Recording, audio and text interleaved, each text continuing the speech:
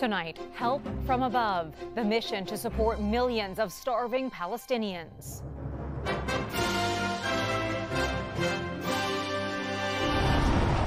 The U.S. military airdropping tens of thousands of meals into Gaza. This is a big political statement by the United States, as aid groups warn of an approaching famine.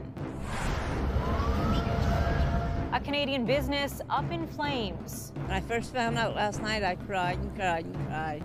A large fire that destroyed a small-town potato chip factory. Plus, racers ready for a grueling trek through Labrador. We need to get this event to the finish line. The extreme snowmobile race pushing the limit.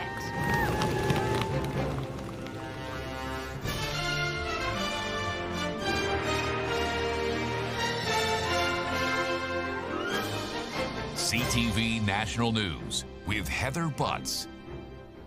Good evening. Tensions over the conflict in the Middle East front and center in Toronto tonight. Pro-Palestinian demonstrators forced the cancellation of an event hosted by the Prime Minister. He's been calling for a ceasefire lately, but that hasn't turned into a reality. The rally blocked several entrances to the Art Gallery of Ontario, where Prime Minister Justin Trudeau was set to hold a reception for Italian Prime Minister Giorgia Meloni.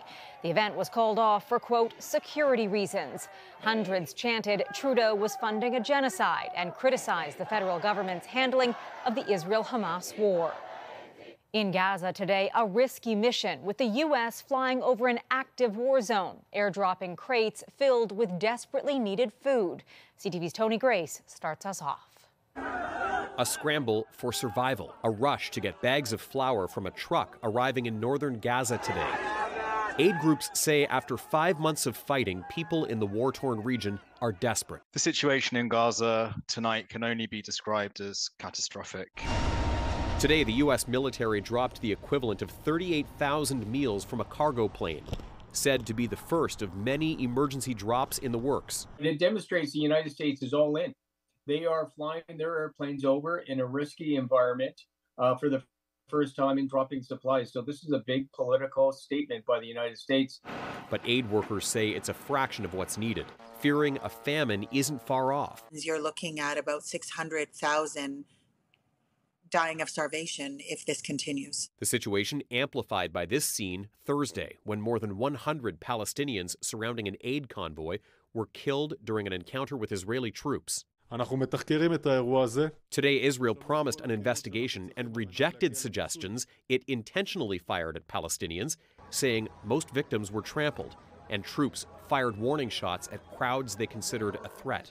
The European Union Diplomatic Service is calling for an international investigation. No aid distribution should be a moment of violence like this. And on the question of getting more aid in on the ground, a senior U.S. administration official said today Israel has, quote, more or less accepted a plan for a 6-week ceasefire in exchange for Hamas releasing some hostages. It's not a done deal yet. It is possible. It now probably behooves Hamas to agree to it. And I just think the humanitarian situation on the ground is screaming for both sides to do something positive. A senior U.S. official said it's essentially up to Hamas now to agree to the deal, which would not only allow more aid in, but include the release of hostages who are sick, wounded, elderly, and women. Talks are set to resume tomorrow in Egypt. Heather. Tony, thank you.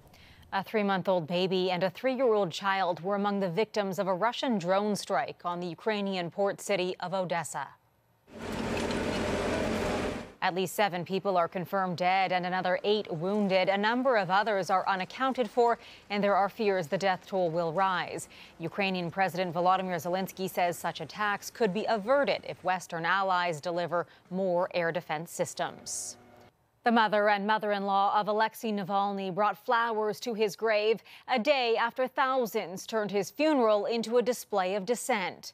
The two were joined by hundreds of mourners. Navalny was laid to rest yesterday, 2 weeks after he died in an Arctic prison. Many Western leaders accuse Russian President Vladimir Putin of having Navalny killed, an accusation the Kremlin has rejected. Even before a final tally, Iran's legislative elections are already making headlines. Turnout appears to have dropped to a record low amid a mass campaign to boycott the polls. And as CTV's Kamal Karmali reports, it's stoking fears for Canadians hoping to travel to the country.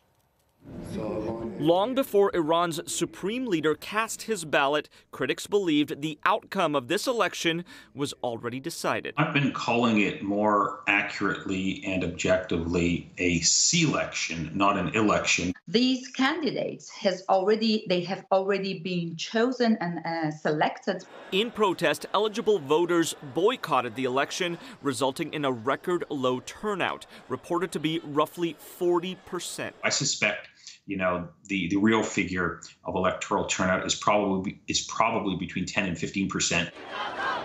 It's the country's first election since the mass protests over the mandatory hijab law following the death of Mahsa Amini. Now the election results could leave conservatives firmly in charge. Just like any other authoritarian state, they're cracking down hard on any sort of dissent. And Iranian Canadians fearing the worst for their families, with campaign groups reporting hundreds of executions in Iran last year. This will get worse and worse. Azam Jangravi fled Iran after being arrested at a women's rights protest and escaping to Canada. I didn't have any family, I didn't have any friends. I lose everything that I had. Azam, can you ever go home? Never. With this regime, I can't go Iran. A lot of Iranian Canadians sharing that same sentiment, with Canada now renewing sanctions against Iran, adding to its economic crisis, also creating a growing chasm between the two countries. Heather. Thanks, Kamal. Strike action may temporarily close some of Quebec's government-owned liquor stores. The union representing workers have voted overwhelmingly in favor of job action. Our goal is not to use the 15 days right away, like next week. It's to use it in a strategically manner, and we hope to not have to use it, and that the SEQ have a clear message that we won't back down to our demands. Talks have been going on for a year. The main issues are wages and creating more full-time positions. We have revealing details tonight on the size and scope of the investigation into alleged killer Kenneth Law. An American man is sharing more on the circumstances leading up to the death of his brother, who he says was a victim. CTV's John Woodward reports. Benji Cohen was the kind of guy who would do anything for a friend, says his brother Gerald. You knew how much he cared about you, because he would always check in on you. But his brother said he could never love himself in the same way. The 34-year-old from Illinois died by suicide last year. It was dark, real dark. Only weeks later, Canadian authorities arrested Kenneth Law, who is now charged with 14 counts of first-degree murder in Ontario, including that of Ashton Prosser-Blake and Stephen Mitchell. Gerald Cohen looked at his brother's phone to find he had also ordered from Law. He got emailed a receipt, and on each receipt, it goes to K Law, his email. Law plans to plead not guilty and has said he's not responsible for what people do with his products. Police said Law sent more than 1,200 deadly packages to people around the world. CTV News has tracked 126 deaths that are possibly connected, including minors such as 17-year-old Anthony Jones. Many found Law's products through a suicide discussion website that CTV News is not naming. That's, in fact, where he got the idea from, where he was directed to buy the stuff from.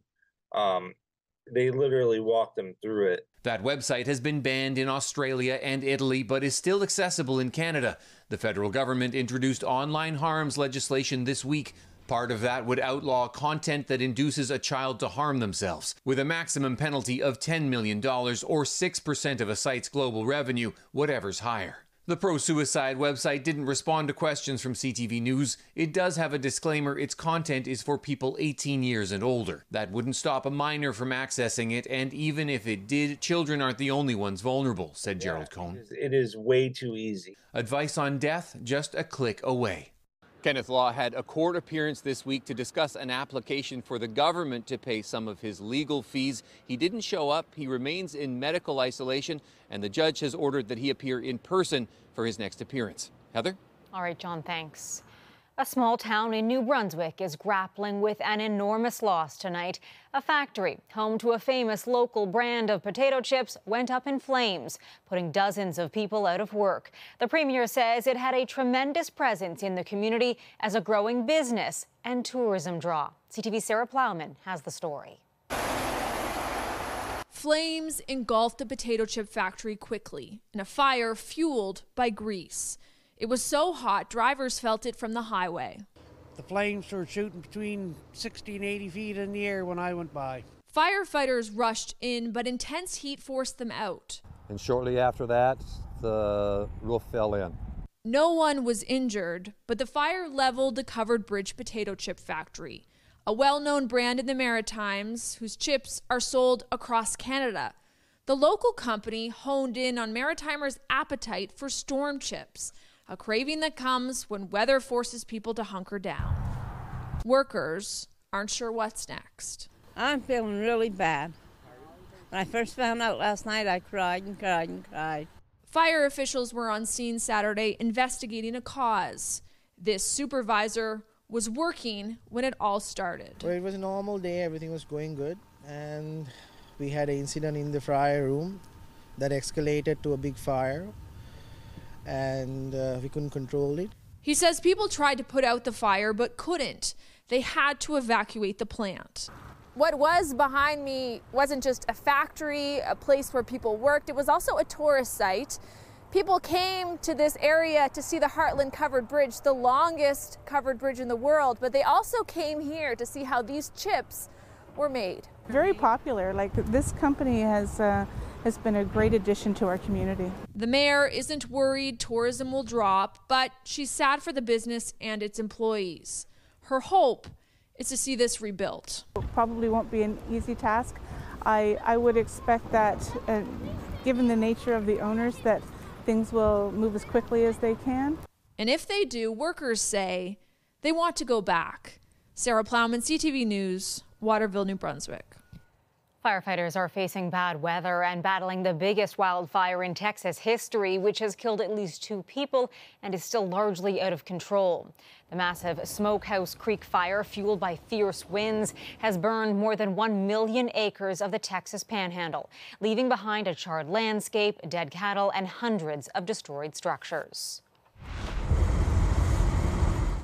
Brutal swirling snow slamming 11 states from Minnesota to California, more than a meter worth dumped on some doorsteps. A major highway in the Sierra Nevada mountains shut down as cars and trucks were trapped for hours overnight. Crews raced to clear the snow quickly, but it was almost impossible to keep up.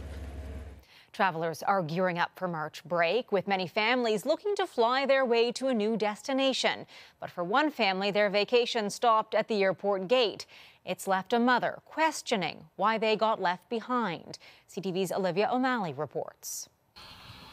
Brothers William and Sebastian Campo should be digging in the sand in Cuba. Instead, they're digging through Lego at home in Terrebonne. They're very, very good kids. They deserve it. Cindy Boulay booked a March break trip with Air Canada Vacations.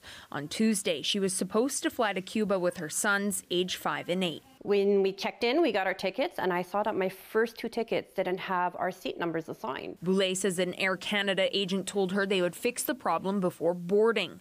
But when boarding began, they were told to wait on the side and were never let on the plane. They were overbooked, and they decided to put the single mom and her 2 kids out of the loop. So it was just us. Just us. When the doors closed, her boys started crying. Boulay says it was an awful experience, but what hurt the most was that not one Air Canada employee tried to help. They didn't even look at us. They would glance at my younger one because he was on the floor crying, but they would not pay attention to me and didn't even try to accommodate another flight for me to get my connection with them. After returning home and spending hours on the phone, Boulay managed to rebook the vacation. Air Canada gave her a refund in the form of a voucher, but she paid the difference out of her own pocket. I ended up paying about $1,400 more for our trip because I'm smack in the middle of March break now. And Air Canada said that it was at my expense. Air Canada says its customer service team is reviewing the situation and they will be in touch with Boulay. In the meantime, the family of three's bags are packed and ready by the door in the hopes of being on the beach in Cuba this time next week. Olivia O'Malley, CTV News, Terrebonne. Well, spring travel is adding to concerns over measles. Coming up, the global outbreak that's striking close to home. Plus, there's snow turning back for Atlantic Canada's most grueling endurance race.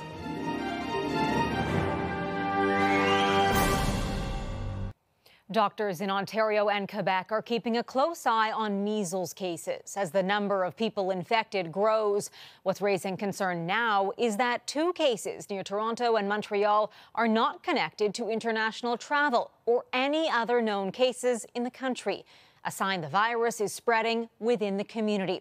CTV's Colton Prale reports. The world's most transmissible virus is once again a growing threat in Canada. Nearly 3 decades after it was declared eradicated, separate cases of measles in Montreal and Ontario's York region have been identified, both with no known connection to travel. What is concerning us a lot is that there might have so far 1 case that has been induced in a transmission in the community. There are 2 of 9 reported cases this year, and Health Canada is warning that number could soon pass last year's total of 12. Sporadic imported cases of the virus are common in Canada, but health experts say this is different and cause for concern. If people are not immune to this infection and they're exposed to it, there's a very high likelihood that they'll get infected. Symptoms of the virus include a high fever, cough, runny nose, red watery eyes, and a rash that typically starts on the head and neck and works its way down the body. Children are particularly susceptible, made even worse by declining vaccination rates. In 2021, just 79% of children had the recommended 2 measles vaccines by the age of 7. Down 8% from 2017 and far below Ottawa's targets of 95%. And while polling shows vaccine hesitancy is up, some also blame the pandemic. By and large, it's actually because of people not being able to get their routine vaccines kind of through COVID and recognizing that the vast majority of these vaccines, they're childhood vaccines. Experts say a major outbreak is unlikely, but Health Canada is warning spring break travel could lead to an increase in cases. They're strongly advising all Canadians to get vaccinated, but especially those heading south or overseas. Heather. Thank you, Colton. Still ahead, turning scrap into sculpture. The sweet sounds of heavy metal.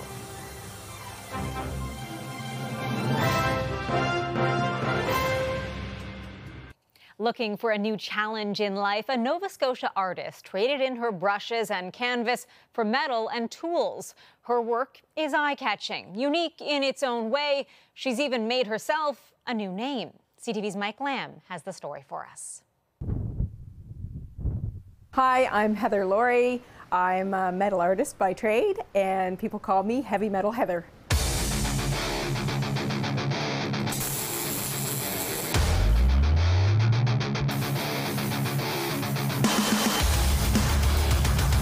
I first got into working with metal. My son had a project to do for school, and so we were working on the melting points of metal because my husband owned a machine shop, and he taught us how to weld and how to use a plasma cutter.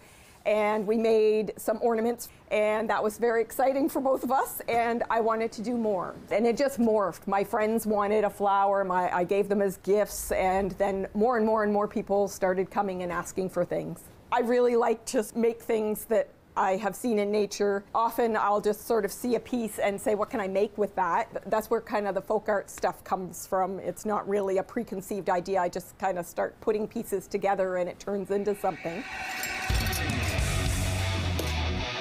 Working with metal has been a challenge. It's very physically demanding. You know, you got to have the full garb on so that you don't get burned or cut. It's quite a challenge to work with metal, but extremely rewarding.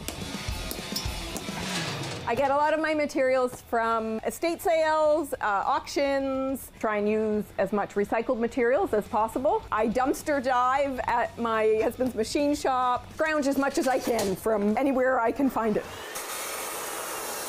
People always seem to have sort of a mixed reaction. Usually it's, are you the artist? Because they don't usually expect a woman to be in this field.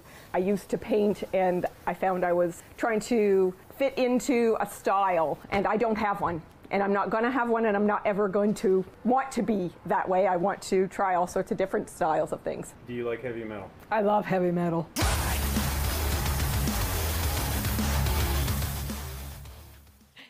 Heavy Metal Heather, great name. After the break, start your engines. You lose your partner for months on end, a lot of garage time, a lot of trips, a lot of planning, a lot of financial aspects to it, and it's nerve-wracking. Racers ready for a trek across Labrador. Excitement is at its peak tonight ahead of Labrador's famous snowmobile endurance race. Cairns Quest competitors from around the world take off tomorrow on snowmobiles for a 3,000-kilometer trek. The route determined by weather and conditions. CTV's Garrett Barry explains. The check-ins are finished, and soon contestants will be on the starting line. Just wait until Sunday, can't wait. Kyle Rogers and Kyle Clements call themselves K2 Racing. They're both rookies, taking on what organizers call one of the longest endurance races in the world. That was a lot of preparation. We've been at it now since pretty well last March. Just in the garage pretty well every single night, picking at skidoos or wooden parts, putting your hands on every nut and bolt on the skill. Contestants will trek up and down Labrador, passing 15 checkpoints.